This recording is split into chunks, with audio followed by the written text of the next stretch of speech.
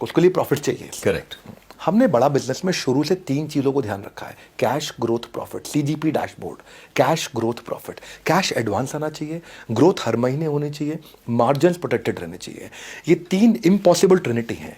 ये अगर 3 चीज़ें इकट्ठे आपने कंट्रोल में कर ली तो आपको बिजनेस में चैलेंज नहीं आता। करेक्ट। चैलेंज तब आता है जब ग्रोथ मतलब सेल्स बढ़ाए जा रहे हो, इस साल 10 करोड़, अगले साल 20 करोड़, फिर 50 करोड़, 200 करोड़, 1000 करोड़, लेकिन वो सेल्स बढ़ाने के चक्कर में आपकी एडवर्टाइजिंग कॉस्ट इतनी बढ़ रही है, बर्न इतना हो रहा है, तो आपका क्या मार्जिन नहीं है।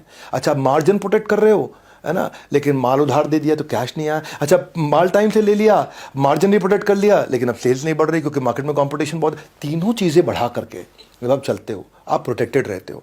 हमने 5 गुना रेवेन्यू अपना ग्रो किया पिछले 2 साल में, 30 गुना प्रॉफिट अपना पिछले 2 साल में हमने ग्रो किया है कंटिन्यूसली। कंप्लीटली बूटस्ट्रैप्ड है, जीरो डेट है, बड़ा बिजनेस में 1 रुपये का कर्जा नहीं है, कैश रिच है, प्रॉफिटेबल है और अगले 2 साल का रनवे मैनेज करके चल रहे हैं। अमेजिंग। लेकिन इसमें इंपॉर्टेंट चीज़ ये है कि मेरा फीलिंग हमेशा कस्टोडियन का रहता है कि मैं यहाँ पे ट्रस्टीशिप की भावना से ही काम करता हूँ, है ना। ये नहीं कि पैसा मेरा है कि मैं प्रॉफिटेबल, ये सब फिर हम री इन्वेस्ट करते हैं। मार्जिन ज़रूरी है, बहुत ज़रूरी है, प्रॉफिट ज़रूरी है, इनफैक्ट सुपर प्रॉफिट ज़रूरी है, ताकि आप उसको री इन्वेस्ट करके कंज्यूमर की ज़िंदगी में उसकी भलाई लाने के लिए और अच्छे से काम कर सकें। करेक्ट। मैंने आपके कुछ बहुत इंटरेस्टिंग लोगों के टेस्टिमोनियल वीडियोस देखे जो कह रहे थे हाउ बड़ा business change their lives and how it expanded their entire their whole universe.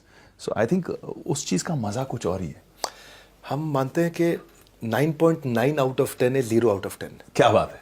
Content ऐसा बना के देंगे ना कि उसके बाद उस पर कोई compete नहीं कर सकता। देश में 2 ऑब्जेक्शन नहीं आएंगे, एक कि हमसे सस्ता कोई दे सकता है, दूसरा हमसे अच्छा कोई दे सकता है। क्या बात है। ये ऑब्जेक्शन तो कभी पैदा नहीं होने देंगे। अच्छा, तो मुझे एक बात बताइए, मेरा जो ऑब्जर्वेशन है, ये स्टार्टअप इकोसिस्टम जो चल रहा है उसमें आप लोग भी देख ही रहे हैं कि ग्रोथ इतनी फास्ट है, इतनी मीटियोरिक है कि 25, 26, 27 साल, 28 साल के लोग suddenly they are dealing with $100 million, $200 million, जो एक ज़माने में पीढ़ियाँ लग जाती थी। इस ग्रोथ एट एनी कॉस्ट में एक कॉस्ट ये भी आ गया एथिक्स का। आपकी जो ऑर्गेनाइजेशन है, बड़ा बिजनेस है, एथिक्स के मामले में ये कंप्लीट ट्रस्ट और ट्रांसपेरेंसी, अपने जितने स्टेक होल्डर्स हैं आप उन्हें ये कैसे प्रोवाइड करते हो? बढ़िया, सॉलिड क्वेश्चन। 2 बातें दिमाग में ना खून में डाली हुई है अपने बड़ा बिजनेस में, डीएनए में। पहली चीज, पहले ईमानदारी, बाद में दुकानदारी। क्या बात है ना, कुछ भी हो डिसीजन लेना हो, दुकानदारी मतलब रेवेन्यू, ईमानदारी मतलब principles, ethics, values, character, morality.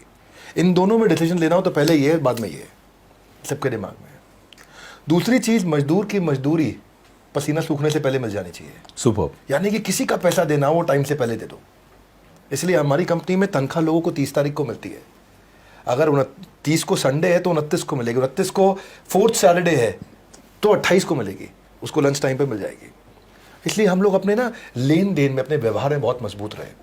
तो अपने बिजनेस के पहले साल के एंड में आते ही हम EY को ऑडिटर बना दिया।